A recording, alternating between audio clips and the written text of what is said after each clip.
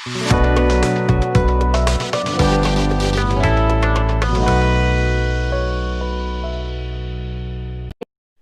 students, myself Professor Anusha Ekbote, Department of Physics, KLS, Gokte Institute of Technology, Belgavi. I am here with you to solve some CET questions from the physics subject of PUC first year syllabus. Let's take one of the question from linear motion. The position of a particle varies with time t as x equal to at square minus bt cube. The acceleration will be 0 at time t equal to. We are given with options a by b, 2a by 3b, a by 3b and 0. Let's see how to solve this question. Let us write down the given things first. As the position of a particle with respect to t is given to us x equal to at square minus bt cube, we need to find out the time when acceleration of this particle is 0. With this position, we can easily find out the velocity. Velocity is nothing but rate of change of position. So, we can take differentiation with respect to t of the above equation x. We are going to get this as 2at minus 3bt square. We have differentiated the above equation with respect to t. Now, we want the acceleration of the particle, which is equals to rate of change of its velocity. Hence, we are going to differentiate the velocity equation with respect to t again. We are going to get it as 2a minus 6bt. So, acceleration of our particle here is 2a minus 6bt. As it is asked in the question to find out the time when this acceleration is 0, we are going to substitute acceleration as 0 in the above equation, that is 2a minus 6bt equals to 0. By solving this equation for t, we are going to get t equals to a by 3b. Hence, our answer C is correct option. Let's see one more problem from the first year syllabus. The dimensional formula mL2 t raised to minus 2 represents. We have 4 options for this: acceleration, momentum, momentum force or force. Let's see how to solve this equation. To solve this equation, we need to match this dimensional formula with the given options. We know that the given dimensional formula consists of mass, length and time, and try to match this dimensional formula with each of the given option. Let's take the first option, that is acceleration. We know that acceleration is velocity divided by time, hence it does not contain any mass in it. This is not correct option. Let's go for the second option, which is momentum. We know that momentum is mass into velocity, hence it is mass into displacement divided by time. Its dimensions are m, l, t raised to minus 1. Therefore, this option is also not correct. Let's see the third option, which is moment of force, which is given by force into distance.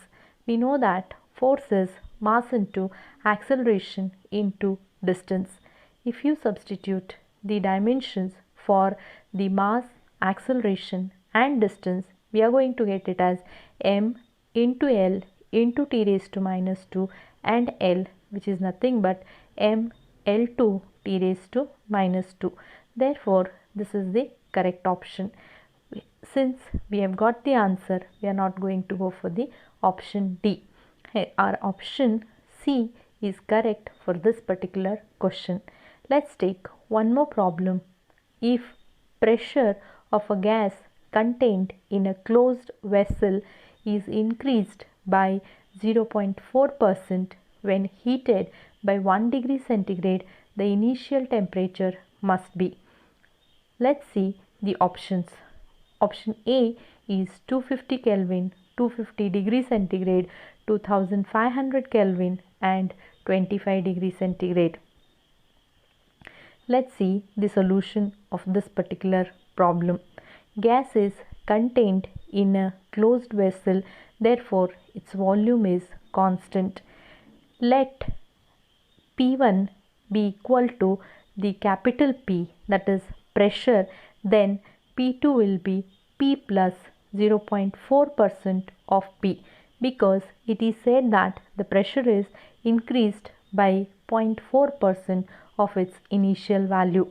Therefore, the P2 value is P plus 4P divided by 100.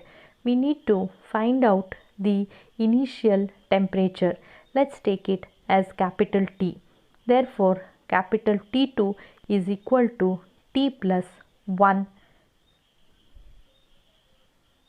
Now, when volume is constant, we know that P1 by P2 is equal to T1 by T2. Let us substitute the values of P1, P2, T1, T2 in the equation. We know that P1 is P and P2 is P plus 4P by 100, which is equals to T1 is T and T2 is T plus 1. Now, when you solve this, take P common outside from the above equation, which is equal to P divided by P into 1 plus 0.04, which is equals to T divided by T plus 1. P from both numerator and denominator gets cancelled and we get 1 divided by 1.04 is equal to T divided by T plus 1. By cross multiplication and simplification, we get the T value as 250 Kelvin. Hence, the correct answer for this particular question is A. Let's see one more question. The frequency of a tuning fork is 384 per second and velocity of sound in air is 352 meters per second. How far the sound has traversed while fork completes 36 vibrations? The options given are 3 meter, 13 meter, 23 meter and 33 meter. Let's see how to solve this question. Let us write down first the given things. Frequency F equals to 384 cycles per second. Velocity of sound is given 352 meters per second. We need to find the distance travelled by the sound when tuning fork completes 36 vibrations.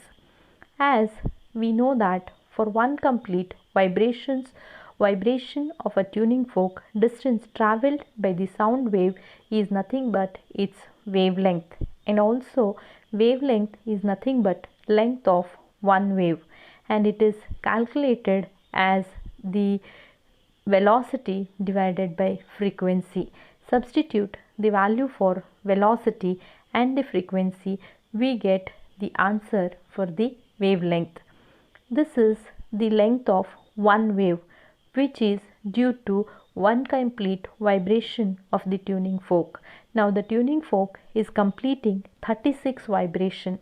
Then how much the distance will be covered by the sound wave can be got by multiplying the wavelength with the 36. Hence our answer is 33 meter. Therefore the correct option is D. Thank you.